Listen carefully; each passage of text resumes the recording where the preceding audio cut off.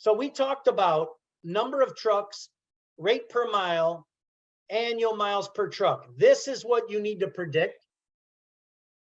Your agent will give you a rate per $100 and a rate per 100 miles of whatever this comes out to be because of this. Then you divide it by the number of trucks, it's going to give you a rate per truck.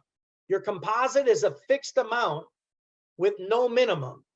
If you shrink down here with these minimums, you're in trouble. The other part is if you grow tremendous amounts, meaning let's say you run 120,000 miles per truck and your rate goes up, meaning you ran more miles and got a higher rate because the market's so much better. Look at how much more money you're going to pay on a revenue or a mileage if you added miles per truck and the rates got better. You're going to be almost 9,600 a truck or 7,200 versus the composite of $6,000. So in a perfect world, if you're going to grow miles and grow the rate per mile, unless you can predict it, you're going to want to stay away from these revenue and mileage. And then you have to understand which one growing could determine which one you take. The reason composite auto is so exciting is because of that.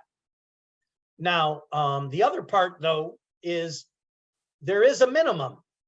So let's say I had 30 trucks at $3 per mile at 100,000 miles, which is where we started this training. Everything else is the same, right? I'm paying $6,000 a truck no matter what. Well, 90% minimum at the same activity level. If my rate goes down 10%, 2.70, and my mileage goes down 10%, 90,000.